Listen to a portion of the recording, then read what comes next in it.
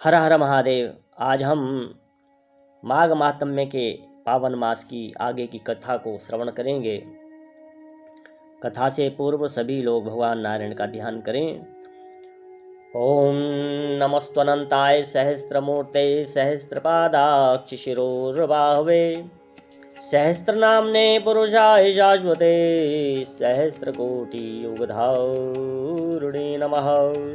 मंगलम भगवान विष्णु मंगलम गरुणध्वजा मंगलम पुंडरीकाक्ष मंगलाय तनोहरि। माघ महात्म्य की जो कथा में दत्तात्रेय जी कहने लगे कि हे राजन, प्रजापति ने पापों के नाश के लिए प्रयाग तीर्थ की रचना की।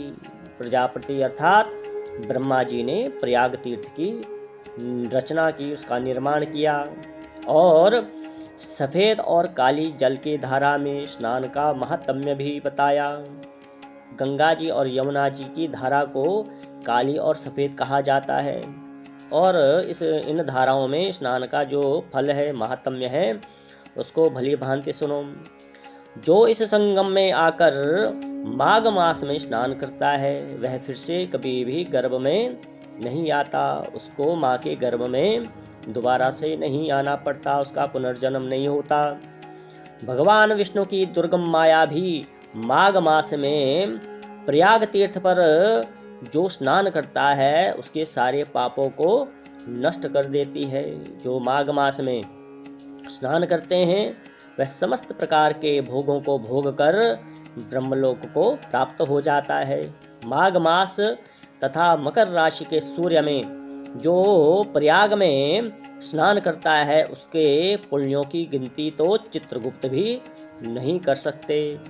जो 100 वर्ष तक निराहार रहता है, अर्थात जिसने 100 वर्ष तक लगातार व्रत रखा है और उससे जो उसको पुण्य की प्राप्ति होती है, वही फल माघ मास में सिर्फ 3 दिन स्नान करने से प्राप्त हो जाता है। और अगर कोई प्रयाग में स्नान कर ले तो जो 100 वर्ष तक लगातार योग का अभ्यास करता है और उससे जो उसको पुण्य की फल की प्राप्ति होती है, वह प्रयाग में मात्र 3 दिवस माघ मास में स्नान से प्राप्त हो जाता है। ऐसी माघ मास की प्रयागराज में महिमा है।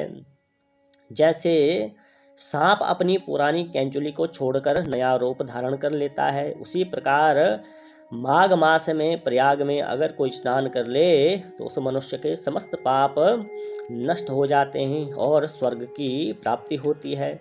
लेकिन गंगा यमुना के संगम में स्नान करने से हजारों गुना फल प्राप्त होता है। इसलिए हे राजन, जिसको अमृत कहते हैं वह यही त्रिवेणी है, क्योंकि प्रयागराज में जो गंगा यमुना और गुप्त रूप से जो सरस्वती है उसको ही त्रिवेणी कहा जाता है। जहाँ स्नान करने से मनुष्य को मोक्ष की प्राप्ति होती है।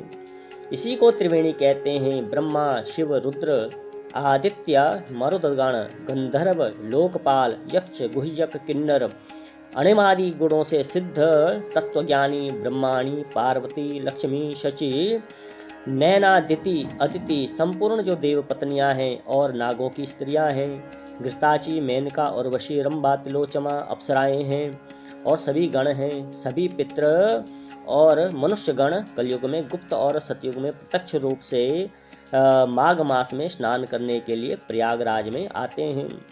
इसीलिए हर साल प्रयाग में माघ मेला लगता है। इन दिनों माघ मास में स्नान करने से जो फल प्राप्त होता है उसको तो साक्षात ब्रह्मा भी नहीं कह सकते। मनुष्य के कहने की शक्ति तो क्या है। हजारों अश्वमेध यज्ञ करने से भी यह फल प्राप्त नहीं होता। प्राचीन काल में कंचन मालिनी ने इस स्नान का फल राक्षस को दे दिया था, जिससे उसको भी स्वर्ग की प्राप्ति हुई। सभी प्रकार के उसके पाप नष्ट हो गए। बोलो नारायण भगवान की जय। आज की कथा में इतना ही था। आज की कथा यहीं पे विराम होती है। भगवान नारायण आप सबका कल्याण करें।